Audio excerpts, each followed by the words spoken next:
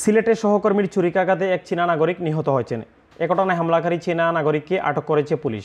মঙ্গলবার সকাল ৮টার দিকে নগরীর পশ্চিম পাঠানটুলা নিবাস আবাসিক এলাকার বি ব্লকের 11/9 আয়ান ম্যানশনের ৫ম তলার একটি ফ্ল্যাটে এ ঘটনা ঘটে। ওই ফ্ল্যাটে ১২ জন চীনা নাগরিক বসবাস করতেন। তারা সিলেটের কুমারগাঁওস্থ বিদ্যুৎ কেন্দ্রে কাজ করেন। নিহত চীনা নাগরিকের নাম উই ওয়েন্টো। এ ঘটনায় আটক জো চাওকে পুলিশ হেফাজতে Sylhet MAG Osmani medical college হাসপাতালে চিকিৎসা দেওয়া হচ্ছে। তার শরীরেও বিভিন্ন স্থানে ছুরিকাঘাত রয়েছে। স্থানীয় লোকজনের বরাত দিয়ে পুলিশ জানায়, পশ্চিম পাঠানটুলার আয়ান ম্যানশনের ৫ম তলার একটি ফ্ল্যাটে ১২ জন চীনা শ্রমিক থাকতেন। তাদের সবাই কুমারগাঁও বিদ্যুৎ কেন্দ্রে কাজ করেন। মঙ্গলবার সকালে অন্য সকল শ্রমিক কাজে চলে গেলে ফ্ল্যাটের একটি কক্ষে থেকে যান উই ওয়েন্টো এবং জো চাও। সকাল ৮টার দিকে ব্যক্তিগত বিরোধ থেকে তাদের মধ্যে বাড়াবাড়ি শুরু হয়। খবর পেয়ে বিদ্যুৎ কেন্দ্র থেকে তাদের সহকর্মীরা ছুটে এসে কক্ষের ভেতর থেকে আহত অবস্থায় উই ওয়েন্টো ও জো চাওকে উদ্ধার করেন।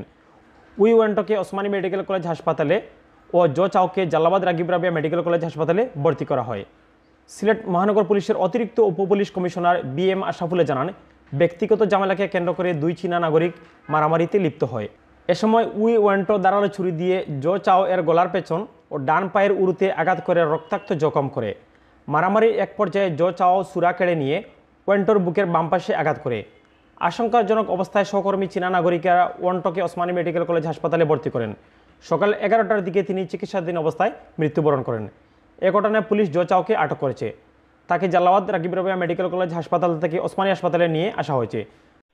নগরীর জালালাবাদ থানাধীন কুমারগাঁওয়ের কনভার্সন 150 মেগাওয়াট যেটা সিলেট গ্যাস এটা ট্রিবিউন পাওয়ার প্ল্যান্টের ওখানে আপনার 12 জন অনেকে চাইনিজ নাগরিক ইঞ্জিনিয়ার কর্মরত ছিল। তার মধ্যে একজন হচ্ছেন উই ওয়ান্টাও, যার জন্ম 73 সালে, এবং আরেকজন উই চাও 87 সালে জন্ম। তো এরা প্রায় 12 জন আপনার কোতোয়ালি থানার এসএমপির 11/9 ওখানে একটা বাসায় ভাড়া ছিল 5 তলায়। তো আজ সকালে যদ্দূর ঘটনার স্থল ভিজিট করে আমাদের থানা পুলিশ খবর জানতে পারলো, চাইনিজের সাথে দুভাষী কোনো কথাবার্তা বলে, সেটা হচ্ছে সকাল আপনার 8টার দিকে ওদের ফ্ল্যাটে নাস্তা রেডি ছিল এবং হাত ধোয়ার মতো একটা বিষয় ছিল।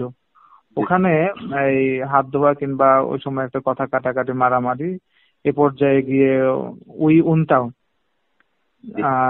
যে সিনিয়র ছিল বয়সে, সে ধারালো ছুরি দিয়ে নাস্তা টেবিল কিংবা কাছাকাছি উই চাও একজন ছিল তার গলার পেছনে, তারপর ডান পায়ের যে রান বলে উরুতে আঘাত করে।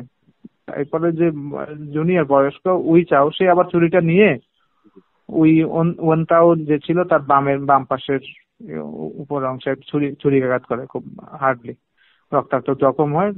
তখন ইনজুর্ড যে ছিল গুরুতর জখম উই উনটাও যে ছিল, তাকে অন্যান্যরা আপনার সিলেট এমএজি ওসমানী হাসপাতালের 4 তলায় 5 নম্বর ওয়ার্ডে ভর্তি করে। আর যে বয়স কম ছিল উই চাও, তাকে আপনার রাগিব রাগিয়াতে আপনার ভর্তি করা হয়। হ্যাঁ, তারপর উই ওনটাও সিনিয়র যিনি বয়স্ক 73 জন্ম, উনার আপনার চিকিৎসাধীন অবস্থা ওসমান মেডিকেল কলেজে 11টার দিকে মৃত্যুবরণ করে। তো ওনার ডেড বডি ওখানেই আছে ওসমান মেডিকেল কলেজ হাসপাতালে সিলেটে মর্চুরিতে হিমাগারে আছে। আর উই চাও যিনি আছেন ইনজুর্ড হয়েছিল, তো তাকে ওসমানীতে নিয়ে আসা হয়েছে, ওখানে চিকিৎসাধীন আছে এবং পুলিশি নজরদারির মধ্যে আছে। হ্যাঁ, পুলিশ ডিউটির মধ্যে আছে। এই ঘটনায় অবশ্যই আইনগত ব্যবস্থা নেওয়া হচ্ছে এবং অন প্রসেসে আছে।